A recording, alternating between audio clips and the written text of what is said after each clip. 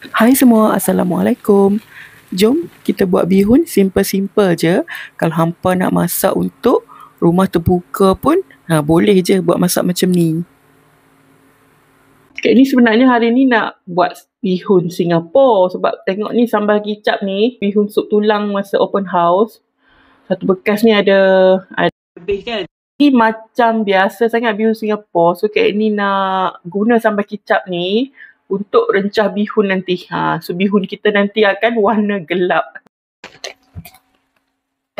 Bihun cap bintang ni kadang-kadang pakai Faiza bihun siam. Kadang-kadang Kak ni pakai cap bintang ni. Kita akan rendam bihun ni. Tak payah lama. Cukuplah sekadar Allah tumpah pula.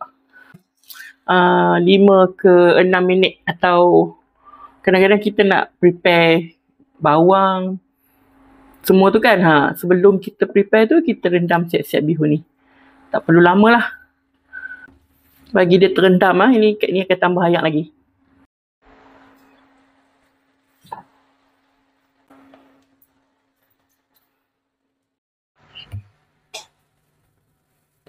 Bawang putih kita tumbuk kasak-kasak. Kak ni guna bawang putih saja sebab dalam sambal kicap tu dah letak bawang goreng banyak.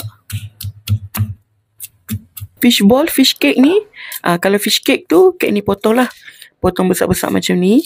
Fishball tu kita biar sebiji-sebiji je. Daun bawang dengan daun sup kita potong. Bihun pun dia dah ready, dia dah lembut macam ni. Telur ni Kak ni akan rebus untuk kita letak atas bihun nanti.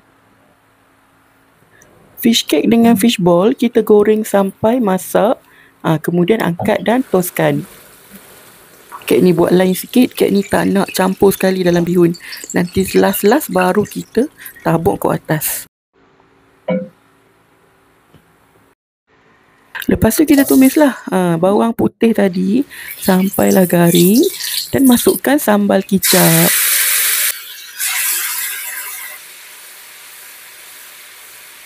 Masukkan sos tiram secukup rasa.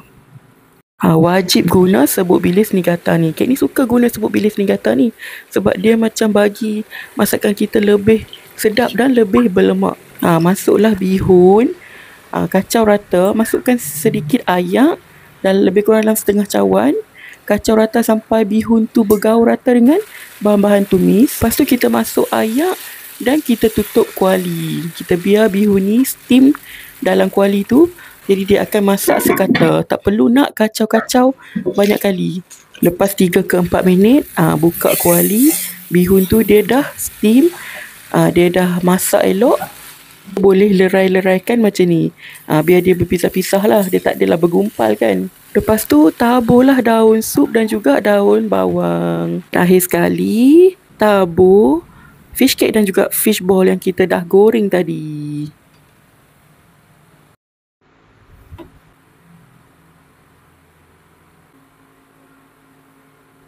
Okey, dah siap. Jom makan.